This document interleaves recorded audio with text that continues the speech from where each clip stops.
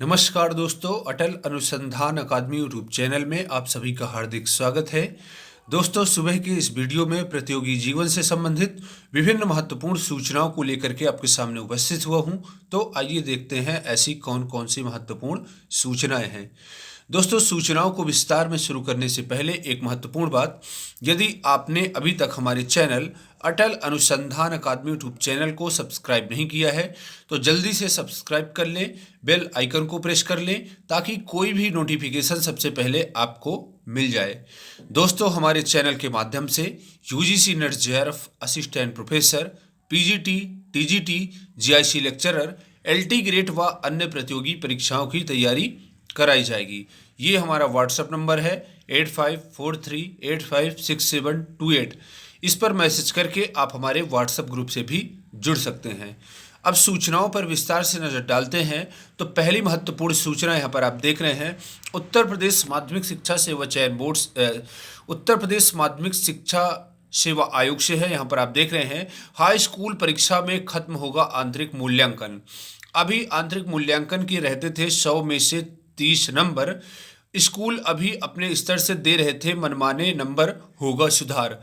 UP board high school में अब आंतरिक मूल्यांकन की व्यवस्था को खत्म करेगा। अभी हाई स्कूल के सभी विषयों में 30 अंक का आंतरिक मूल्यांकन होता है, जबकि बाकी 70 नंबर बोर्ड परीक्षा के होते हैं। आंतरिक मूल्यांकन के अंक स्कूल अपने स्तर से देते हैं, इसमें मनमानी की शिकायतें आती थी। इसलिए अब हाई स्कूल के रिजल्ट में 100 में 30 नंबर देना कॉलेजों के हाथ में नहीं रहेगा। आंतरिक मूल्यांकन के तहत विद्यार्थियों की वर्ष में 3 बार 10-10 अंकों की सितंबर, नवंबर और जनवरी में लिखित परीक्षा तथा प्रोजेक्ट व मौखिक परीक्षा होती है। विद्यार्थियों को मिले नंबर स्कूल सीधे बोर्ड के पोर्टल पर अपलोड करते हैं। स्कूल इसमें अपने स्तर पर विद्यार्थियों को मनमाने ढंग से अंक बांट रहे हैं। इसलिए नई शिक्षा नीति के तहत आंतरिक मूल्यांकन की व्यवस्था को खत्म करने की सिफारिश की गई है। हाई स्कूल में आंतरिक मूल्यांकन खत्म करने के पीछे तर्क दिया गया है कि इससे परीक्षा की विश्वसनीयता और उसकी वैधता सुनिश्चित होगी, जबकि अंक स्फीति पर भी अंकुश लगेगा।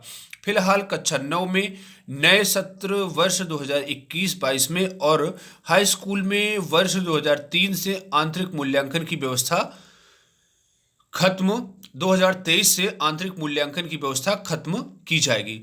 माध्यमिक शिक्षा विभाग की कमेटी ने विद्यार्थियों के मूल्यांकन व परीक्षा सुधार कई उपायों को लागू करने का सुझाव दिया है।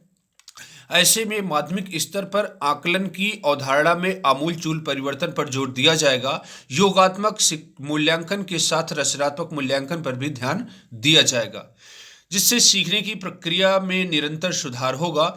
मूल्यांकन की तार्किक विश्लेषण, तार्किक चिंतन और अवधारणात्मक स्पष्टता को जांचने पर जोर दिया जाएगा। विद्यार्थियों में उच्चतर चिंतन कौशल का विकास किए जाने पर जोर दिया जाएगा। तो ये खबर हाई स्कूल और इंटरमीडिएट छात्रों के लिए बहुत ही महत्वपूर्ण थी। और इसके बाद अगली खबर की बात करें तो परिषद के 21,695 शिक्षक कल से होंगे रिलीव। बेसिक शिक्षा परिषद के 21,695 शिक्षक 1 माह के लंबे इंतजार के बाद रिलीव होंगे। इनका अंतर जिला तबादला सूची 31 दिसंबर को जारी हुई थी। कई बीएसए ने परिषद सचिव से अनुरोध किया कि दोनों कार्य एक साथ हों, पाना संभव नहीं है। ऐसे में परिषद सचिव ने आदेश दिया है कि शिक्षक 1 व 2 फरवरी को संबंधित जिलों से रिलीव होंगे और आंतरिक जिलों में 4 व 5 फरवरी को ज्वाइन करेंगे। परिषद की ओर से अब तक इस संबंध में विस्तृत निर्देश नहीं हो सका है। शिक्षक इसको लेकर परेशान हैं कि आखिर उन्हें स्कूल आवंटन किस तरह से होगा। वहीं कई शिक्षिकाएं ऐसी हैं जो इन दिनों मातृत्व अवकाश पर हैं, वे ऐसी परिस्थिति में कैसे ज्वाइन करें। इसके बाद एडेड माध्यमिक कॉलेजों में मुखिया नहीं। 2011 के 6 मंडलों का साक्षात्कार अब तक नहीं हो सका। 2013 की प्रधानाचार्य भर्ती के 599 पदों के लिए इंटरव्यू नहीं। 2020 में प्रधानाचार्यों के 1453 पद खाली हैं, विज्ञापन नहीं। हम बात कर रहे हैं माध्यमिक शिक्षा सेवा चयन बोर्ड की। यहाँ पर आप देख रहे हैं प्रदेश के एडेड माध्यमिक कॉलेजों में शिक्षक नहीं है, प्रधानाचार्यों के पद भी बड़ी संख्या में खाली हैं। चयन बोर्ड 2011 की भर्ती अब तक पूरी नहीं कर सका है और न ही 2013 भर्ती का साक्षात्कार शुरू हुआ है। वही 2020 में भी करीब 1,500 कॉलेजों में फिर प्रधानाचार्यों के पद खाली हो गए हैं, उसका विज्ञापन भी जारी नहीं किया जा रहा है। ज्ञात हो कि टीजीटी पीजीटी 2020 में 15,508 पदों का संशोधित विज्ञापन 2.5 माह बाद भी घोषित नहीं हो सका है। अशासकीय सहायता प्राप्त माध्यमिक कॉलेजों में प्रधानाचार्य, प्रवक्ता, प्रशिक्षित स्नातक शिक्षक चयन का जिम्मा माध्यमिक शिक्षा सेवा चयन बोर्ड उत्तर प्रदेश पर है। उसकी कार्यशैली पर ऐसा कि पुरानी भर्तियां ना तो पूरी हो पा रही हैं और ना ही नई भर्ती शुरू हो पा रही है। चयन बोर्ड ने प्रधानाचार्य भर्ती 2011 के तहत 942 पदों का विज्ञापन निकाला था। उस समय प्रदेश के 16 मंडलों में ये पद खाली थे। अभ्यर्थियों से आवेदन लेकर 31 जनवरी 2014 से साक्षात्कार शुरू कराए गए। लंबे समय तक यह भर्ती कोर्ट में फंसी रही। किसी तरह 10 मंडलों का अंतिम परिणाम घोषित किया गया है, जबकि 6 मंडलों का साक्षात्कार मार्च 2020 में निरस्त कर दिया गया है। कहा गया है कि जल्द दोबारा साक्षात्कार कराने के लिए कार्यक्रम जारी होगा। 10 माह से इसका इंतजार किया जा रहा है। इसी तरह से 2013 में प्रधानाचार्य के 599 पदों के लिए विज्ञापन जारी करके आवेदन लिए गए। चयन बोर्ड का पुनर्गठन होने के दौरान कहा गया था कि आवेदनों की जांच हो रही है, यह पूरा होते ही साक्षात्कार कराया जाएगा। अब ना तो जांच पूरी होने का दावा किया गया है और ना ही कार्यक्रम जारी हुआ है। चयन बोर्ड उप सचिव नवल किशोर का कहना है कि जल्द ही विज्ञापन व साक्षात्कार शुरू होंगे। दोस्तों, यदि उत्तर प्रदेश में 2 आयोग ये भैंस की तरह सोए हुए हैं, एक तो उच्चतर शिक्षा सेवा आयोग और एक माध्यमिक शिक्षा सेवा चयन बोर्ड, इनकी दोनों की कार्यशैली पर प्रश्न चिन्ह खड़े हो रहे हैं, क्योंकि इनके द्वारा जो भर्ती प्रक्रिया हो रही है उसमें बहुत ही लेट लतीफ की जा रही है। यहाँ पर आप देख रहे हैं 2011, 2013 और 2015 की भर्ती अभी तक पूरी नहीं हो पा रही है। 16 की भर्ती अभी तक पूरी नहीं हो पा रही है। 16 की भर्ती की बात करें तो 16 की भर्ती का विज्ञापन 2016 में आया था और 2020 कंप्लीट हो चुका है। 21 भी एक महीना पूरा बीत चुका है, लेकिन अब तक विज्ञापन जारी नहीं हुआ, ना ही कोई नया विज्ञापन जारी हुआ और ना ही पूरी भर्ती, पुरानी जो भर्ती थी वो पूरी हो पाई है। ऐसे ही यहाँ पर प्रधानाचार्य भर्ती की बात की जाए तो यहाँ पर आप देख रहे हैं कि 2013 में विज्ञापन जारी हुआ था और आज 2011 में विज्ञापन जारी हुआ था और आज 2021 है, अब तक इसके साक्षात्कार शुरू नहीं किए गए हैं। तो अब देखते हैं कि ये भर्ती प्रक्रिया कब पूरी हो जा रही है, क्योंकि अगर इस समय तो लोक सेवा आयोग की बात करें तो लोक सेवा आयोग में तो बहुत ही अच्छा कार्य चल रहा है, ताबड़तोड़ बैटिंग चालू है अध्यक्ष जी द्वारा। लेकिन इन लोगों को माध्यमिक शिक्षा सेवा आयोग को, उच्च शिक्षा आयोग को लोक सेवा आयोग से थोड़ा सा प्रेरणा लेनी चाहिए और कुछ सीखना चाहिए, ताकि छात्रों का भविष्य न खराब हो। 10-10 साल तक जब वैकेंसी लेट होती है तो आयोग का, सरकार का इससे कोई नुकसान नहीं होता। यदि किसी का नुकसान होता है तो छात्रों का होता है। ऐसे छात्र जो ओवर एज हो रहे हैं उनके दिल से आप पूछिए। तो छात्रों को इस संबंध में विशाल धरना देना चाहिए। इलाहाबाद में इतनी बड़ी भारी भरकम संख्या में छात्र रह रहे हैं और सभी छात्रों को रूम से निकलना चाहिए और आयोग में पहुंच करके अनवरत धरना देना चाहिए, ताकि विज्ञापन जारी हो, पुराने भर्तियों का निस्तारण हो और छात्रों को बेरोजगारी के संबल से मुक्ति मिले। इसके बाद अगली खबर है बीए बीएससी तीसरे सेमेस्टर की परीक्षाओं की कार्यक्रम में बदलाव।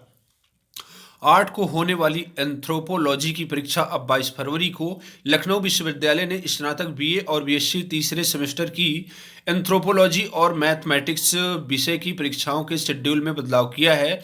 8 फरवरी को होने वाली बीए और बीएससी तीसरे सेमेस्टर की एंथ्रोपोलॉजी प्रथम प्रश्न पत्र की परीक्षा अब 22 फरवरी को होगी। वहीं मैथमेटिक्स प्रथम प्रश्न पत्र की 12 फरवरी की परीक्षा 24 फरवरी और मैथमेटिक्स द्वितीय प्रश्न पत्र की परीक्षा 15 फरवरी के स्थान पर अब 27 फरवरी को होगी।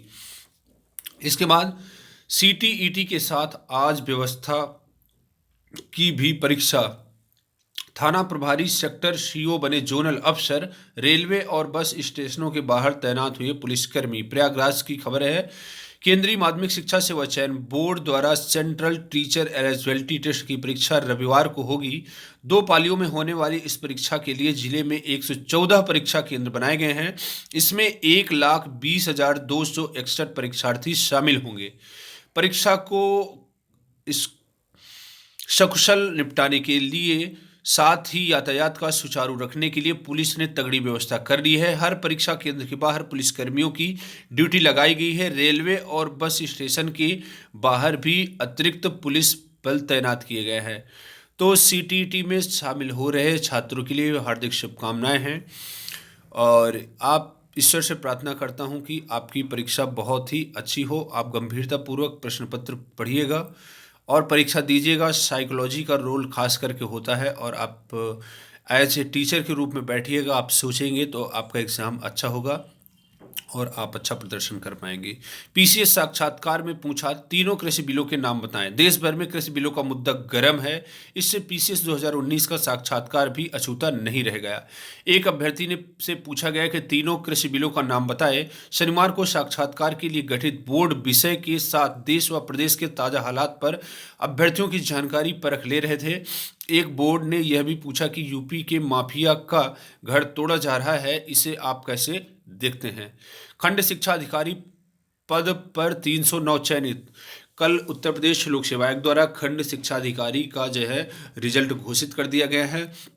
उत्तर प्रदेश लोक सेवा आयोग ने खंड शिक्षा अधिकारी 2019 की मुख्य परीक्षा का परिणाम घोषित कर दिया। इसमें 309 को चयनित किया गया है। भर्ती में चयन प्रारंभिक व मुख्य परीक्षा के आधार पर ही होना था। इसमें साक्षात्कार का प्रावधान नहीं था। आयोग ने परिणाम कार्यालय के सूचना पट्ट पर व वेबसाइट पर जारी कर दिया है। प्रदेश को नए शैक्षणिक सत्र में बड़ी संख्या में अवसर मिल सकते हैं। यूपीपीएससी ने 12 दिसंबर 2019 को खंड शिक्षा अधिकारी 2019 के तहत 309 पद की भर्ती निकाली थी। तो दोस्तों ये थी आज की महत्वपूर्ण खबरें। पूरा वीडियो देखने के लिए बहुत बहुत सा धन्यवाद। यदि वीडियो आपको अच्छा लगा हो, वीडियो को लाइक करिए, सब्सक्राइब करिए व अधिक से अधिक लोगों के बीच में शेयर करिए। धन्यवाद।